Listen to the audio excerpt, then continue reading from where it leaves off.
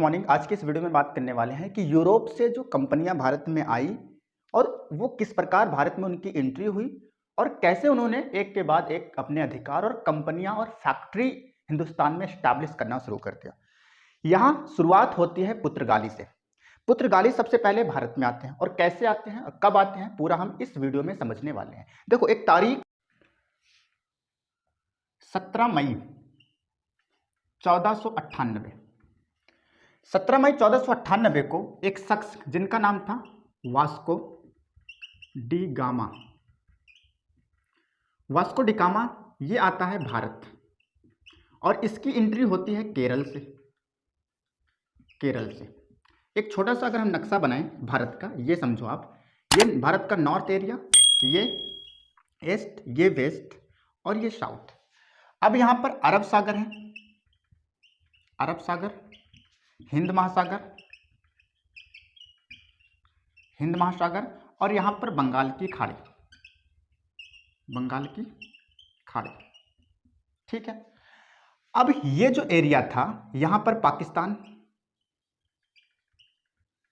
देखो ऐसा नहीं था, कहा जाता है कि वास्को डी गामा जो है भारत की खोज किए। ऐसा नहीं था कि वास्को डी गामा की जब भारत पा रहा है उससे पहले मतलब भारत नहीं था, लोग जानते नहीं थे, जानते थे। हिंदुस्तान में आपको ये पता होगा कि हिंदुस्तान पे सबसे पहला मुस्लिम अटैक हुआ था 712 में। कितने में? 712 में। किसने किया था? मोहम्मद बिन कासिम। मोहम्मद बिन कासिम ने सबसे पहले अरब अटैक हुआ था, सबसे पहले अरबों ने अटैक किया था हिंदुस्तान पर। तो 712 में मोहम्मद बिन कासिम ये सिंध पर आए थे। कहां पर इनकी अटैक किया था? इन्होंने सिंध पर अटैक किया था। तो देखो ये 712 ईस्वी है और ये आते हैं 1498 में। ऐसा नहीं था कि मतलब वास्को डी गामा के पहले लोग भारत को नहीं जानते थे, जानते थे। लेकिन अगर आप ये बोलो कि वास्को डी गामा जिस मार्ग से आए थे भारत में, वो मार्ग लोगों को पता नहीं था। मतलब वास्को डी गामा आए थे भूमि के मार्ग से नहीं, स्थल के मार्ग से नहीं, बल्कि जल के मार्ग से आए थे। और जल मार्ग के बारे में हिंदुस्तान पे किस प्रकार जल के माध्यम से भारत में आया जाता है, वो मार्ग किसी को पता नहीं था। अगर आप बोलो कि वास्को डी गामा ने भारत आने के लिए जल मार्ग की खोज की थी, तो ये सही हो जाएगा। वास्को डी गामा ने, देखो, और जल मार्ग की खोज करने की जरूरत क्यों पड़ी, इसके पीछे थोड़ा सा इतिहास है, समझो। देखो ये पाकिस्तान है, इधर ऊपर अफगानिस्तान, ईरान, इराक वगैरह, गल्फ कंट्री, कजाकिस्तान वगैरह इधर आते हैं। इधर साइड में, भारत के साइड में, अगर भारत का नक्शा आप देखो तो भारत के साइड में कजाकिस्तान वगैरह वगैरह, ये सारी चीजें, सारे कंट्रीज यहाँ पे आती हैं।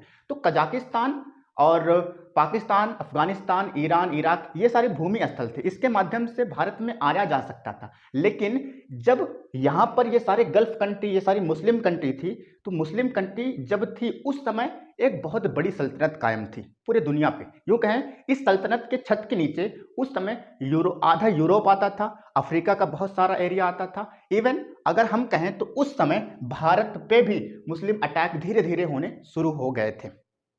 तो आप ये समझ लो कि भूमि के माध्यम से यूरोपीय व्यापारियों को आने की परमिशन नहीं थी। क्यों नहीं थी? क्योंकि जहां पर भूमि था, जिस माध्यम से, भूमि के माध्यम से, स्थल के माध्यम से आने का जो रास्ता था, उस रास्ते पर मुस्लिम व्यापारियों की मजबूत पकड़ थी और उनकी हुकूमत थी।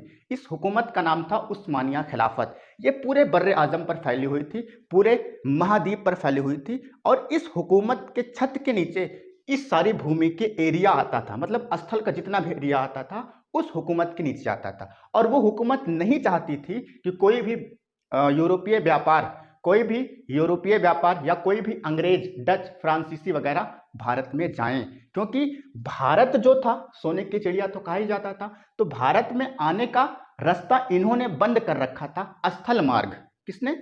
मुस्लिम व्यापारियों ने। तो इस माध्यम से, इस रास्ते से वो आने कि उनको परमिशन नहीं थी। तो उन्होंने क्या किया, स्थल मार्ग से तो आने की कोई परमिशन नहीं थी। लेकिन पुर्तगाली वास्को डी गामा ने क्या किया, वास्को डी गामा ने इस अरब सागर से होके, हिंद महासागर से होके इस जगह पर, देखो यहां पर है केरल, है ना, केरल। केरल में एक बंदरगाह है जिनका नाम है कालीकट। कालीकट, कालीकट बंदरगाह पर पहुंचते हैं वास्को डी गामा। ठीक है। जब ये कालीकट बंदरगाह पे पहुंचते हैं तो वहां पर जिस राजा की हुकूमत थी, जो राजा राज्य करता था उस बंदरगाह पर या केरल राज्य पर, उस उस समय जब वास्को डी गामा वहां पर पहुंचते हैं तो वास्को डी गामा का बहुत ही शानदार स्वागत होता है। ठीक है, अब यूं कहो कि 17 मई 1498 को कालीकट बंदरगाह पर वास्को डी गामा हाजिर होते हैं और पहुंचते हैं। इनका शानदार वेलकम वहां के राजा करते हैं। ठीक है, और इन्होंने देखो इन्होंने कैसे मार्ग की खोज की थी? हिंद महासागर के माध्यम से अरब सागर में गए। अरब सागर और हिंद महासागर ये पानी का मार्ग है, ये जल मार्ग है। जल मार्ग की खोज वास्को डी गामा ने कर ली। ठीक है, क्यों? क्योंकि हमने बताया कि स्थल से आने की, जहां पे भूमि थी, जमीन से आने की परमिशन नहीं थी, तो इस वजह से ये पानी से आए। राइट, तो केरल के कालीकट बंदरगाह पे आते हैं तो शानदार वेलकम होता है, वगैरह वगैरह बहुत कुछ इनका वेलकम होता है। और जो वास्को डी गामा थे, इन्होंने देखा कि हिंदुस्तान जो है कितना संपन्न है और कितना ज्यादा यहाँ पर लोग एक दूसरे की इज्जत करते हैं एक्सेट्रा। तो और कहा भी जाता है कि भगवान जो होते हैं वो भगवान का रूप होते हैं। ठीक है, तो कुल मिला के वास्को डी गामा बहुत ही ज्यादा खुश हुए। किनके? कालीकट बंदरगाह के जो राजा थे उस समय, जो हुकूमत करते थे यहाँ पर, बहुत खुश हुए उनसे। तो जब वास्को डी गामा वापस जाने लगे ना, तो काली मिर्च वगैरह थोड़ा बहुत व्यापार करने के लिए अपने साथ लेके गए, इनको तोहफे में दिया। अब उस चीज को, जो चीज इनको वास्को डी गामा को केरल से मिली थी, वापस जाने के लिए जब ये पुर्तगाल लौट के गए, देखो पुर्तगाल से आए थे। कहां से आए थे? पुर्तगाल से। पुर्तगाल से आए थे इस वास्को डी गामा। ठीक है, जब ये लौट के गए तो जो चीज हिंदुस्तान से ले गए थे, यूरोप के लोग पहले ये चटपटा चीज नहीं खाते थे, फास्ट फूड, इनको कुछ पता नहीं था चाउमीन वगैरह वगैरह क्या होती है, मतलब ये चटपटा चीज कुछ जानते नहीं थे। ये जो चटपटा चीज खाते हैं भारत की देन है। ठीक है, भारत की देन है, मिर्च वगैरह वगैरह जो कुछ है, ये चटपटा चीज खाते हैं, भारत की देन है, इनको कुछ नहीं पता था। तो जब पुर्तगाली ये वास्को डी गामा वापस गया तो पुर्तगाल में जो भारत से सामान लेके आया था वो सामान बहुत ही अच्छे दाम में बिका। अगर सपोज एग्जाम्पल ले रहे हैं, अगर इन्होंने यहां से काली मिर्च लेके गया, मान लो 1 रुपए का, 1 रुपए लागत लगा था, और इसमें फायदा हुआ इनको 3 रुपए का, 3 रुपए का फायदा। मतलब जितने का ये खरीदे नहीं थे उससे 3 गुना इनको प्रॉफिट हो रहा है। पुर्तगाली जो वास्को डी गामा आए थे, व्यापार करने के सिलसिले में आए थे, जब ये व्यापार का कुछ सामान ले जाकर अपने देश में बेचते हैं तो इनकी जितनी लागत है वो तो निकली ही 1 रुपए, 1 रुपए तो इनको मिला ही, प्लस इनको 3 रुपए उसमें फायदा मिल गया। अब बताओ, आपको जिस जमीन से लागत से 3 गुना फायदा मिलेगा तो आप उस जमीन की तरफ दोबारा जाओगे कि नहीं जाओगे? जाएंगे ना, उधर व्यापार करेंगे कि नहीं करेंगे? सपोज अगर हम कहीं दुकान खोल लें जहां पर हम 1 रुपए के बजाय 4 रुपए कमाएं, तो वहां से दुकान अपनी कौन हटाएगा, वहां से व्यापार अपना कौन हटाएगा? सेम यही कंडीशन था। अब इनके मुंह पे खून लग गया, खून लगने का मतलब लालच बढ़ गई। ठीक है, अब वास्को डी गामा जब देखा कि अरे इतना ज्यादा प्रॉफिट हो रहा है हिंदुस्तान से, तो इन्होंने क्या किया, उस प्रॉफिट को और ज्यादा गेन करने के लिए इनके मन में लालसा उत्पन्न हो गई, लालसा पैदा हो गई। तो एक डेट और याद रखना, ठीक है, 1505 ईस्वी। 1505 में क्या हुआ, जब इनको पता चला कि इतना ज्यादा फायदा है हिंदुस्तान में व्यापार करने का, तो पुर्तगाली जो शासक था, वहां की जो राजतंत्र था, वहां पुर्तगाल का जो राजा था, अपनी तरफ से, मतलब हुकूमत की तरफ से एक लोगों को वायसराय बना के भेजता है। 1505 में पुर्तगाली हुकूमत एक व्यक्ति को वायसराय चुनती है, मतलब सरकारी आदमी को भेजता है हिंदुस्तान में, भैया जाकर पता करके आओ वास्को डी गामा क्या सच बोल रहे हैं, क्या वो बात सच कह रहे हैं कि अरे बहुत ज्यादा प्रॉफिट हो रहा है हिंदुस्तान में। तो वास्को डी गामा के कहने की वजह से पुर्तगाली राजा ने अपना एक वायसराय, मतलब सरकारी एजेंट, सरकारी आदमी कहां रवाना किया? भारत पर। और आपको यह भी पता है इधर से आने का रास्ता नहीं था, ठीक है, स्थल के मार्ग से, क्योंकि उस्मानिया खिलाफत कायम थी उस वक्त, और ये खिलाफत जो थी कोई भी मुस्लिम व्यापारी इधर से आने का परमिशन नहीं देता था। तो और पुर्तगाली जो थे वास्को डी गामा, इन्होंने जल मार्ग की खोज कर चुके थे। तो 1505 ईस्वी में जब पुर्तगाली ने देखा कि इतना फायदा हो रहा है, तो एक वायसराय को भेजा, प्रथम वायसराय, जिनका नाम फ्रांसिस्को अल्मीडा। ये फ्रांसिस्को अल्मीडा ये फर्स्ट वायसराय थे, पुर्तगाली वायसराय। कैसे वायसराय? पुर्तगाली वायसराय, फर्स्ट पुर्तगाली वायसराय। ये सरकार की तरफ से, पुर्तगाली हुकूमत की तरफ से जांच पड़ताल के लिए, इंक्वायरी के लिए इनको भेजा गया था। और ये किस माध्यम से आए थे? पानी के माध्यम से भारत में आए थे, वही कालीकट बंदरगाह पर जहां वास्को डिगामा आए थे। ठीक है। उसके बाद फिर एक दूसरा वायसराय बनाकर भेजा जाता है 1509 ईस्वी में। 1509 ईस्वी में सेकंड पुर्तगाली वायसराय, जिनका नाम था Francisco de Albuquerque, Francisco de Albuquerque, ये था फ्रांसिस्को द अल्बुकर्क। मैं रुक के यहाँ पे आपको ये बता दूं, दो वायसराय आए पुर्तगाल से भारत में एज अ इंक्वायरी करने के लिए, एज अ बात की सच्चाई पता लगाने के लिए, जो वास्को डिगामा पुर्तगाल में जाकर बक रहे थे कि बहुत ज़्यादा फायदा हो रहा है हिंदुस्तान से व्यापार करने का। तो वहाँ के जो हुकूमत थी, व्यापारिक सिस्टम अपना बढ़ाने के लिए, व्यापार करने के लिए, ट्रेड करने के लिए, उन्होंने अपना एक सरकारी आदमी भेजा। डेट कब? 1505 में प्रथम वायसराय, जिनका नाम था फ्रांसिस्को द अल्मीडा। उसके बाद जब ये भारत से वापस होके इस माध्यम से जब वापस जाते हैं, पुर्तगाल दोबारा जाते हैं, तो पुर्तगाली हुकूमत दूसरा वायसराय अपॉइंट करती है, जिनका नाम था फ्रांसिस्को द अल्बुकर्क, और इनको भारत भेजती है। और कहां पर आते हैं? कालीकट बंदरगाह पे आते हैं। बात फाइनल। अब 1509 के बाद क्या हुआ? कुछ अचीवमेंट मिला नहीं अभी इनको, आ रहे हैं और जा रहे हैं, आकर देख रहे हैं भैया वाह बढ़िया मुल्क है, बढ़िया देश है ये, मतलब हिंदुस्तान से खुश हो रहे हैं देख के। और एक चीज और आप जान लो, ये 1505, ये 1509, इस समय हिंदुस्तान पर किसकी हुकूमत थी? दिल्ली पर कौन हुकूमत करता? दिल्ली सल्तनत पर। तो उस समय सिकंदर लोदी, हाँ सिकंदर लोदी, लोदी वंश की हुकूमत थी। किसकी हुकूमत थी? लोदी वंश की। उसके बाद आगे आप समझो, जब 1509 में फ्रांसिस्को द अल्मीडा आए तो इन्होंने एक कारनामा कर दिखाया। 1510 में कौन? Francisco de Almeida. 1510 ईस्वी में Francisco de Albuquerque, Francisco de Albuquerque ने क्या किया? 1510 ईस्वी में गोवा को, किसको? गोवा को किसे? यूसुफ आदिल शाह से छीन लिया।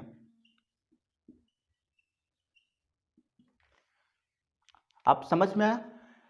फ्रांसिस्को अल्मीडा आए और वापस चले गए, कोई अचीवमेंट इनको नहीं मिली। लेकिन जब दूसरा वायसराय फ्रांसिस्को द अल्बुकर्क को बनाकर वहां के पुर्तगाली शासक ने बना के भेजा, दूसरा वायसराय 1509 में फ्रांसिस्को द अल्बुकर्क, इन्होंने क्या किया? 1510 ईस्वी में, आपको पता है गोवा जो है वो अरब सागर के तट पर ही बसा हुआ है, केरल के अराउंड अस में ही है, पास में ही है, बहुत ज्यादा दूर नहीं है। तो इन्होंने फ्रांसिस्को द अल्बुकर्क ने क्या किया? गोवा पर हुकूमत कायम कर ली। गोवा पर उस समय बीजापुर के शासक, जिनका नाम था यूसुफ आदिल शाह, उनसे क्या किया? गोवा को छीन लिया, हथिया लिया गोवा को। किसने? फ्रांसिस्को द अल्मीडा से। और ये पुर्तगाल के कब्जे में चला गया। तो अब देखो शुरुआत हो रही है पुर्तगालियों की आने की। उसके बाद अभी हम इसमें डिस्कस कर लेंगे किस तरह फ्रांसीसी आए, किस तरह डच आए, किस तरह अंग्रेज आए। तो 1510 में जब गोवा चला गया पुर्तगाल के हाथ में ना, तो बड़े खुश हो गए, कहा कि चलो कुछ नहीं तो कुछ तो हाथ लगा। अब इन्होंने क्या किया? वो व्यापारिक स्थल था। क्यों? क्योंकि समुद्र के माध्यम से ही अपने व्यापार को बढ़ा सकते थे। एशिया, सेंट्रल एशिया, अफ्रीका और पुर्तगाल या इवन यूरोप के कुछ मुल्क से वो समुद्री मार्ग के कनेक्ट के माध्यम से जहाज भेजते थे, और उसके जरिए से वो क्या करते थे? अपना व्यापार करते थे। कौन? पुर्तगाली। अब जैसे अगर आप ये समझो, क्योंकि मेरे पास तो डिजिटल बोर्ड तो है नहीं, इसमें समझा, ये पूरा भारत का नक्शा, भारत के नक्शे में ये अरब सागर, यहाँ पर केरल, यहाँ पे गोवा, यहाँ पे मुंबई, ये सब बड़े बड़े बंदरगाह। ठीक है। अब ये जो है इधर जो मुल्क हैं, जैसे इधर जो नीचे देखोगे आप तो क्या हो? अफ्रीका है, अफ्रीका के सारे मुल्क, सारे देश। उसके बाद ऊपर देखोगे तो थोड़ा आपको नजर आएगा, अफ्रीका के माध्यम से होकर जाएंगे तो यूरोप का कुछ मुल्क। तो ये क्या करते थे, जब इन पर गोवा पर इनकी 1510 में हुकूमत हो गई पुर्तगाली की, तो गोवा के माध्यम से समुद्री माध्यम से क्या करने लगे, व्यापार करना शुरू कर दिए। अब इनको इधर से तो व्यापार कर नहीं सकते थे, क्योंकि ये मुस्लिम व्यापारी इनको व्यापार करने ही नहीं देते थे, हिंदुस्तान में आने की परमिशन देते ही नहीं थे, रोक के रखे थे, इनको हिंदुस्तान में नहीं जाने दिया जाता था। इस वजह से पुर्तगाली अपना जितना भी व्यापार करते थे वो जल के माध्यम से करते थे, समुद्री माध्यम से करते थे, राइट। अब जब 1510 में इनके हाथ में ये चला गया तो इन्होंने कहा कि भैया अब हमारे हाथ में तो कुछ नहीं था, कुछ तो आया। तो इन्होंने क्या किया, इन्होंने सबसे पहले अपनी एक फैक्ट्री स्थापित कर दी, अपनी एक फैक्ट्री बनाई। कहां पर, देखो पुर्तगाली ने, यहीं पे लिखा है, मैं लिख देता हूं, पुर्तगाली की जो प्रथम फैक्ट्री बनी या कंपनी कह सकते हो, प्रथम कंपनी इन्होंने कोचीन में स्थापित की। कहां पर, कोचीन में। अब यहां पर एक सवाल, पुर्तगाली की प्रथम फैक्ट्री या प्रथम कंपनी कहां पर स्थापित की गई थी, कोचीन में। ये कोचीन कहां पर पड़ता है, केरल में, केरल राज्य में। तो कोचीन में इन्होंने अपनी पहली फैक्ट्री स्थापित कर दी। तो ये तो था पुर्तगाली के आगमन। इस तरह ये क्या किए, थोड़ा सा मुल्क इनके हाथ में आया, उसके बाद इन्होंने मुंबई पर अटैक किया या मुंबई पर काबिज हो गए। तो इनके अंडर में कालीकट बंदरगाह, बंबई का बंदरगाह, गोवा का एरिया, ये सब समुद्री मार्ग से जुड़े हुए थे। इन पर सब पर क्या, पुर्तगालियों की हुकूमत हो गई। अब पुर्तगाली क्या करने लगे, अपना व्यापार करने लगे। और आप जान लो, जिस समय सारी प्रक्रिया हो रही है उस समय दिल्ली का जो सुल्तान था, दिल्ली का सुल्तान, उसका नाम था सिकंदर लोदी। लोदी दिल्ली पर किस वंश की हुकूमत थी, तो लोदी वंश की हुकूमत थी। किसकी, लोदी वंश की।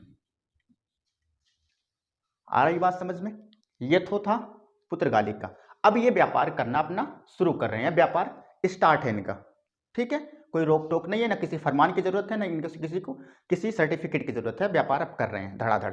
अब आगे आप समझो, डच, पुर्तगाली के बाद कौन आता है, डच आते हैं। व्यापार चल रहा है। आप ध्यान में रखना कि इन्होंने, इनके अंडर में, पुर्तगाली के अंडर में गोवा है, कालीकट बंदरगाह और मुंबई इनके अंडर में, और ये व्यापार ट्रेड कर रहे हैं, ठीक है। अब अगला आता है डच। डच, डच 1596 में, ये डेट 1596 की डेट आप याद रखना। देखो डच का जो आगमन होता है ना, इसके पीछे थोड़ा सा एक छोटी सी कहानी है, समझो। देखो जब पुर्तगाली भारत में आए समुद्री मार्ग से, उस समय समुद्री मार्ग, यानी कि जब पुर्तगाली नहीं आए थे उस समय समुद्री मार्ग का कोई खोज नहीं था। कोई यूरोपीय व्यापारी नहीं जानता था कि हम भारत में किस प्रकार आ सकते हैं। भारत दुनिया में था, नक्शे में था, वर्ल्ड में था, जमीन पर था, ऐसा नहीं था कि उसका आविष्कार हुआ, खोज हुई है, ठीक है। खोज उसी चीज की जाती है जो चीज मौजूद होती है। तो पुर्तगाली ने, जब वास्को डी गामा ने इस मार्ग की खोज कर ली थी, अब आपको यह भी पता है कि डच भी नहीं आ सकते थे भारत में। क्यों, क्योंकि ये यूरोपीय व्यापारी को मुस्लिम आने ही नहीं देते थे। मुस्लिम जो हुकूमत करते थे या मुस्लिम व्यापारी जो थे वो आने ही नहीं देते थे। तो इस वजह से इन्होंने स्थल का मार्ग ना चुन करके पुर्तगालियों ने ढूंढना शुरू किया कि भैया हम हिंदुस्तान जाएंगे लेकिन समुद्री मार्ग से जाएंगे, हम ढूंढेंगे, ठीक है। कोलंबस वाली हिस्ट्री तो आपको पता है कि उन्होंने अमेरिका की खोज की थी। तो पुर्तगाली जब आए ना, लोगों को पता चला कि पुर्तगाली भैया बहुत व्यापार कर रहे हैं, बहुत कमा रहे हैं, ठीक है। कहाँ से कमा रहे हैं, कैसे कमा रहे हैं, जब इनको भनक लगी डचों को, तो इन्होंने कहा कि अच्छा हिंदुस्तान से व्यापार कर रहे हैं, हम भी करेंगे। तो इन्होंने कैसे खोज पड़ताल करके अपना पता लगाया कि ये लोग आते जाते किससे हैं, कैसे आते जाते हैं। स्थल मार्ग तो मुस्लिम व्यापारियों ने बंद कर रखा है, आते किससे हैं। तो इन्होंने पता लगाया कि जो पुर्तगाली जितने भी हैं ये समुद्री मार्ग से आते जाते हैं।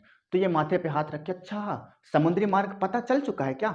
तो इन्होंने कहा कि हाँ। तो डच ने क्या किया, जब उनके यात्री या उनकी जहाजें भारत से व्यापार के लिए आती जाती रहती थी ना, तो उन्होंने उसका चोरी चुप्पे क्या किया, पीछा किया।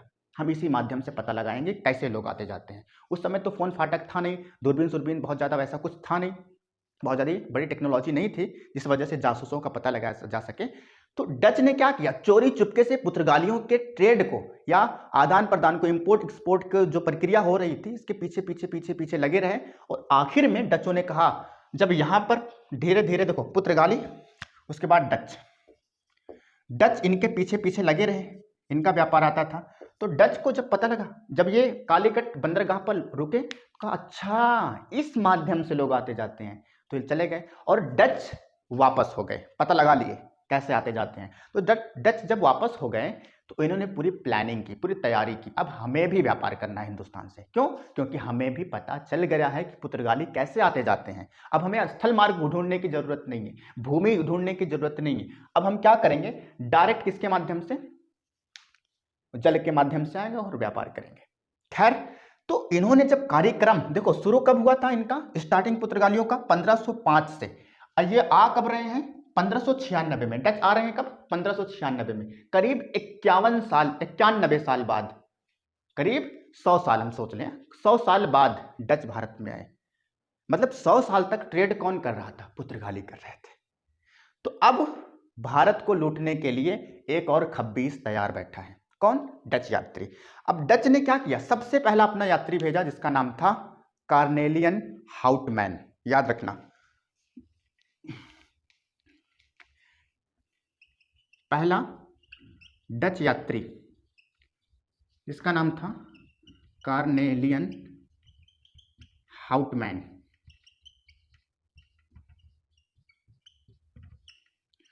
कार्नेलियन हाउटमैन सबसे पहले जो डच यात्री आता है पुर्तगालियों की का पीछा करते करते और भारत में व्यापार करके प्लानिंग करके आता है, उसका नाम था कार्नेलियन हाउटमैन। आपको ये दो क्वेश्चंस इंपॉर्टेंट है। सबसे पहले भारत पर कौन वायसराय नियुक्त किया था, पुर्तगाली वायसराय, उसका नाम था फ्रांसिस्को द अल्मीडा, ठीक है। और गोवा को किस वायसराय ने, पुर्तगाली वायसराय ने अपने कब्जे में कर लिया था, तो उसका नाम था फ्रांसिस्को द अल्बुकर्क। कब किया था, 1510 ईस्वी में। दूसरे बात, पहला डच यात्री जो भारत पर आया था वो कौन था, कार्नेलियन हाउटमैन। तो इनको ज्यादा समय नहीं लगा। कैसे, तो डच जो थे, खैर फिलहाल इन्होंने पुर्तगाली का पीछा करते भारत में तो आ गए थे, लेकिन व्यापार तो हो रहा था किसका, पुर्तगालियों का। अब 3 बंदरगाह तो उनके कब्जे में थे, आसानी से तो लिया नहीं जा सकता था। सोचो, जो 90 साल से यहां पर ट्रेड कर रहा है, कुछ ना कुछ तो विकसित कर ही लिया होगा, ठीक है, अपनी कुछ ताकत तो बना लिया होगा, कोई दिक्कत तो थी नहीं। तो पुर्तगाली जहां से हुकूमत करते थे या जहां से व्यापार करते थे, वहां पर डच यात्री व्यापार नहीं कर पाए, इनकी नहीं चली, ठीक है। अगर आप नक्शा देखो तो ये वेस्ट के एरिया में है, पश्चिमी भाग में है, पश्चिमी भाग से ट्रेड कर रहे हैं। तो जब डच आए तो पश्चिमी भाग तो पूरा पुर्तगाल के कब्जे में है, पुर्तगाल के कब्जे में है पश्चिमी भाग। तो डच यात्री गए तो गए कहां, व्यापार करना शुरू किया, क्योंकि व्यापार करने के लिए जल मार्ग की ही जरूरत थी। तो जल मार्ग के माध्यम से ही व्यापार कर सकते थे। और ये जल मार्ग का एरिया, जो वेस्ट का एरिया है, वेस्ट और साउथ का एरिया, इस पर कब्जा है पुर्तगाल का। तो डच के जो प्रथम कार्नेलियन हाउटमैन आए तो बड़े परेशान हो गए, हम व्यापार करें तो करें कहां से। तो इन्होंने 1605 ईस्वी में, क्योंकि ये इलाका देखो आप, जहां पर बंगाल की खाड़ी है, यहां पर भी तो पड़ते हैं, मतलब तट यहां पर भी पड़ता है, और इसके माध्यम से ही ये मार्ग कनेक्ट हो सकता है हिंद महासागर, ठीक है। नक्शा देखो तो अगर ये देखो तो हिंद महासागर इससे कनेक्ट होकर अरब सागर से मिला है। जितने भी महाद्वीप हैं, महासागर हैं, और जितने भी अरब सागर हैं, अरब सागर वगैरह कंट्री, गल्फ कंट्री है, तो वो किससे कनेक्ट है, मार्ग से ही कनेक्ट है, समुद्री मार्ग से कनेक्ट है। तो जो डच यात्री पहली बार यहां पर आया था, वो इसी चक्कर में परेशान था कि हम व्यापार करना शुरू कहां से करें। तो हम आगे समझते हैं इसको मिटाने।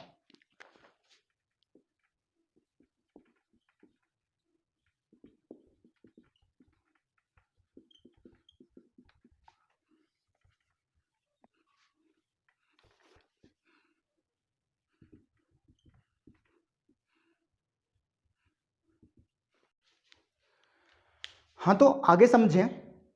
डच जब आए, कार्नेलियन हाउटमैन, ठीक है, पहला डच यात्री आता है 1596 में। अब यहां पर पुर्तगाली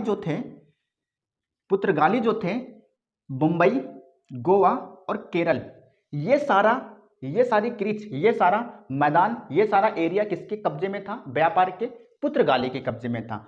तो अब डच यात्री यहां से तो व्यापार कर नहीं सकते थे, ट्रेड कर नहीं सकते थे। अगर इनको व्यापार करना था तो भैया ये एरिया अब खाली है, यहां पर भी कोई नहीं है, मतलब साउथ ईस्ट का एरिया, मतलब वेस्ट साउथ, ये एरिया, वेस्ट साउथ का एरिया, इस एरिया का जो भाग है जो समुद्री मार्ग से कनेक्ट है, उस भाग पर सब पर पुर्तगाली ने अपना कब्जा जमा रखा है, वहीं से वो व्यापार करते हैं। और पुर्तगाली यहां पर डच व्यापारियों को आने की परमिशन तो देगा नहीं। तो ये गए कहां, यहां पर, यहां पर, और यहां पर बंगाल की खाड़ी, बंगाल की खाड़ी, ये जगह खाली था। तो आप बंगाल की खाड़ी के साइड में अगर आप देखोगे तो एक राज्य पड़ता है जिसका नाम है आंध्र प्रदेश, उड़ीसा, ठीक है, तमिलनाडु, ये सारे पड़ते हैं इधर। बंगाल के खाड़ी का तटीय भाग जो है इससे साझा करता है।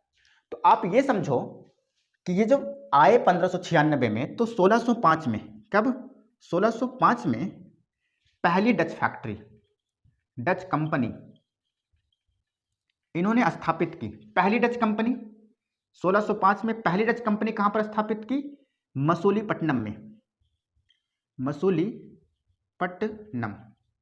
इन्होंने पहली फैक्ट्री, डच की पहली फैक्ट्री कहां पर स्थापित हुई, मसूलीपट्टनम में। अब कंफ्यूज नहीं होना, देखो पुर्तगाली की प्रथम फैक्ट्री कहां पर स्थापित हुई, कोचीन में, केरल में, केरल के कोचीन में, ठीक है, कोचीन में। और ये पड़ता है साउथ ईस्ट में, ये व्यापार का इधर इनका मार्ग था, राइट। अब 1600 जब डच यात्री आए 1596 में, तो इनको अपना पैर जमाने के लिए कुछ वक्त, टाइम की जरूरत थी। एक बैग आकर कोई फैक्ट्री नहीं डाल लेता है, ठीक है, पहले जांचता परखता है, इंक्वायरी करता है वगैरह, कहाँ से व्यापार करना आसान होगा, कहाँ से मुश्किल होगा, सारी चीजें जब समझ में आने लगी, जब इनको पॉसिबिलिटी इधर दिखी नहीं, पुर्तगाली ये सारा कमान संभाल के बैठे हैं, इधर से हम तो कर ही नहीं सकते, तो इन्होंने क्या किया, बंगाल की खाड़ी का वो इलाका चुना जो समुद्री मार्ग से कनेक्ट थे। तो 1605 में डच कंपनी स्थापित होती है, पहली कंपनी मसूलीपट्टनम में स्थापित होती है। और ये मसूलीपट्टनम अब कहां है, आंध्र प्रदेश में, आंध्र प्रदेश में। और इस मसूलीपट्टनम का नाम हो गया है मछलीपट्टनम। मसूलीपट्टनम का अब नाम क्या हो गया है, नया नाम मछलीपट्टनम। ये आंध्र प्रदेश के एरिया में आता है। बंगाल की खाड़ी का ये तटीय भाग है, मतलब बंगाल की खाड़ी के भाग से ये टच करता है। तो मछलीपट्टनम, यहां से मछली का उत्पादन जोरों शोर से होता है, ठीक है।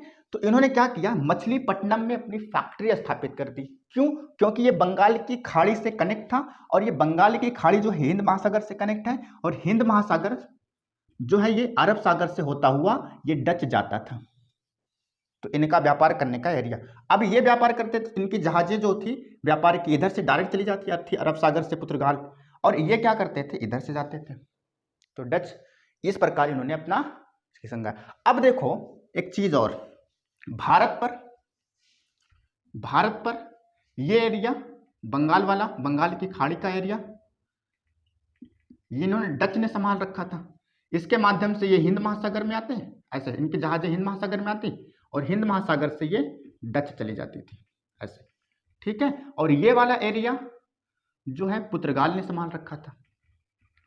इनकी जहाजें यहां से डायरेक्ट चली जाती थी, कहां पर, पुर्तगाल चली जाती थी, ये संभाल के रखा था। तो इनका व्यापार अब तो चलने लगा, ये इधर कमान संभाले हुए हैं, ये इधर कमान संभाले हुए हैं। मतलब पुर्तगाल के बाद डच, इन्होंने व्यापार करना शुरू कर दिया। स्टार्टिंग कब होती है, 1510 की, इनकी स्टार्टिंग कब होती है, 1605 से, ठीक है, 1605 से। अब ये व्यापार कर रहे हैं जोरों शोर से, कोई रोकने टोकने वाला नहीं है। लेकिन आगे एंट्री हो जाती है एक और महा क्या बोलते हैं यार, मैं कमीना उमीना नहीं बोल सकता, हिंदुस्तान पर जो भी बुरी नज़र से देखेगा, इवन वो हमारी नज़र में तो गंदा ही है, छोड़ो खैर वो बातें। तो पुर्तगाली और डच भारत पर व्यापार करने लगे। एक बंगाल की खाड़ी से समुद्री इलाका थाम रखा था, एक अरब सागर से समुद्री इलाका थाम रखा था। इनकी जहाजें आती थी, व्यापार करती थी, मजे से व्यापार करते थे, मजे से खाते थे, और पेट सुरा के सो जाया करते थे। लेकिन अंग्रेज भी इससे अछूते नहीं रहे। उन्होंने सोचा कि भैया ये जहाजें आ कहाँ रही हैं, बराबर आती जाती रहती हैं, लगभग बहुत सालों से चल रहा है, अब कोई चीज आ जा रही है तो लोग आंख बंद करके तो बैठेंगे नहीं। उन्होंने सोचना शुरू कर दिया कि अच्छा ये लोग, इनकी जहाजें आती हैं जाती हैं, बराबर कहीं से तो आती जाती हैं। तो जिस प्रकार डचों ने क्या किया, पीछा करके पता लगाया था कि आखिर पुर्तगाल कर क्या रहे हैं, और इनके जहाजें आ कहाँ से रही हैं और इतने मालदार कैसे हो जा रहे हैं ये सारे। तो अंग्रेज भी इससे अछूते नहीं रहे। इवन वो पुर्तगाली ही के समय से क्या करने लगे, पॉसिबिलिटीज तलाशने लगे, देखने लगे कैसे होगा। ठीक है, ये तो था पुर्तगाली और डच के बारे में। अब इनका व्यापार चल रहा है, ये हमने इस वीडियो में यही समझाया कि पुर्तगाली और डच किस प्रकार अपनी व्यापारिक व्यवस्था बनाना शुरू की, यूरोपीय कंपनियां किस प्रकार हिंदुस्तान में आना शुरू हो गई। इसके बाद वाले वीडियो में हम आपको समझा देंगे कि अंग्रेज ने कैसे इन लोगों को खाली करवा दिया, और ये लोग तो सिर्फ और सिर्फ व्यापार ही किए हिंदुस्तान पे, कोई हुकूमत कायम नहीं की थी। ठीक है, कोई हिंदुस्तान को रेगुलेट नहीं करने लगे थे, कोई हिंदुस्तान पर कोई शासन व्यवस्था इन्होंने नहीं बना ली थी, सिर्फ व्यापार करते थे, ट्रेड करते थे, ये इधर से ये इधर से। इस वीडियो में हमने इतना समझाया। अब इसके बाद वाले वीडियो में आपको मैं ये समझा दूंगा कि अंग्रेज किस प्रकार हिंदुस्तान पर आए और डचों का सफाया किया, पुर्तगालियों का सफाया किया और खुद व्यापार करने के लिए ईस्ट इंडिया कंपनी बनाई, और किस प्रकार उनको हिंदुस्तान की हुकूमत ने परमिशन दी और कैसे उन्होंने देखते देखते देखते मुगलों के सीनों में खंजर भोंका और उनका हाथ पैर सब काट दिया। किसको? मुगलों का। और जब उनको जमीन पर लेकर आए और फिर उनकी हुकूमत को निस्तो नाबूद कर दिया, मिटा दिया, और उनकी हुकूमत मिटाने के बाद हिंदुस्तान पर अपनी हुकूमत कायम कर ली और अपने एक्ट, नियम, कानून से हिंदुस्तान पर जैसे चाहते थे, मर्जी की जैसी मर्जी थी वैसे वो क्या करते थे, हुकूमत करते थे। इसके बाद वाले वीडियो में हम समझेंगे। मिलते हैं दूसरे वीडियो में, तब तक के लिए बाय बाय, टेक केयर। और हाँ, वो वीडियो आप देखना ना भूलें जिसमें मैंने अंग्रेजों की पूरी पोल खोली है और कैसे उन्होंने हिंदुस्तान पर अपनी हुकूमत जमाई। ठीक है, मिलते हैं दूसरे वीडियो में, तब तक के लिए अपना ध्यान रखें। Bye bye, take care.